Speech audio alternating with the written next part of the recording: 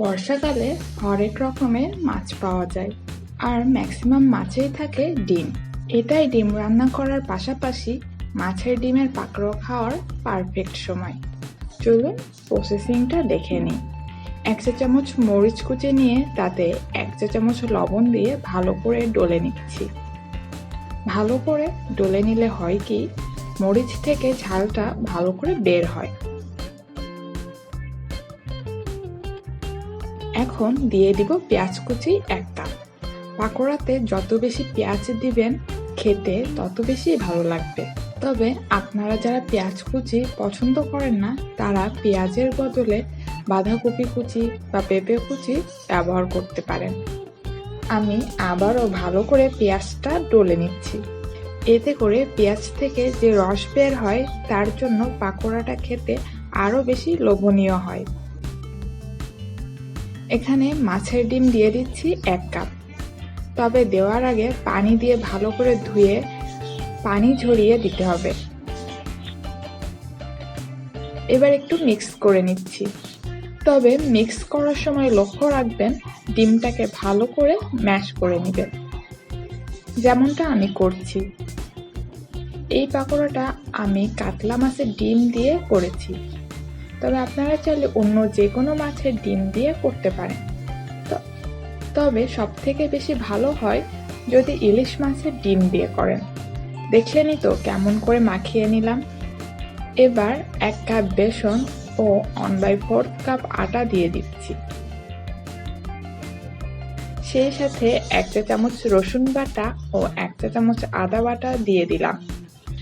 একই সাথে শুকনো মরিচের গুঁড়া দিয়ে দিচ্ছি 1 চা চামচ, হলুদ 1/2 চা চামচ, গরম মশলার গুঁড়া 1/2 চা চামচ, জিরা গুঁড়া 1 চা চামচ, ধনিয়া গুঁড়া 1 চা চামচ,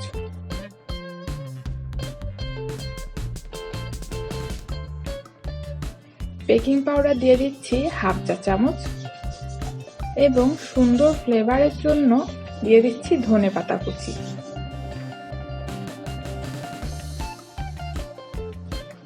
এবার সবকিছু ভালো করে মিক্স করে নিচ্ছি।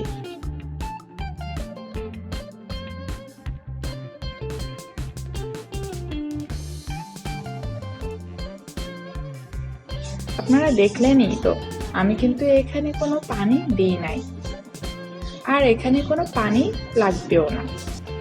আপনারা যদি হুবহু আমার প্রসেসটা মেনটেন করেন আর ডিমের পানিটা খুব ভালোভাবে ঝরিয়ে নেন, তাহলে বাইন্ডিংটা একদম পারফেক্ট হবে।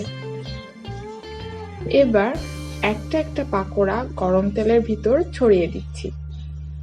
পাকোড়াগুলো দেওয়ার পর আঁচটা মিডিয়াম করে দিবেন, তা না হলে বাইরের পাশ হয়ে যাবে কিন্তু ভেতরের পাশ কাঁচা থেকে যাবে, তখন কিন্তু খেতে একদমই ভালো লাগবে না।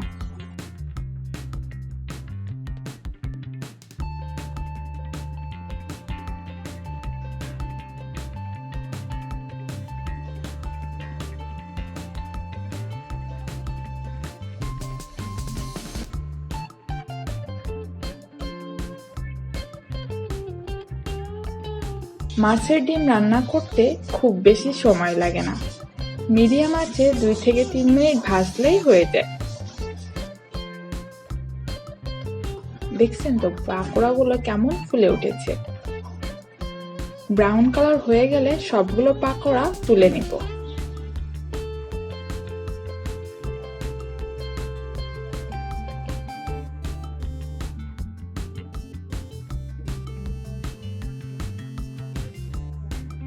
আশা করি বৃষ্টির দিনে বিকেলে পাকোড়া ভেজে খেতে আপনাদের অনেক ভালো লাগবে। ভিডিওটি দেখার জন্য অসংখ্য ধন্যবাদ। আল্লাহ হাফেজ।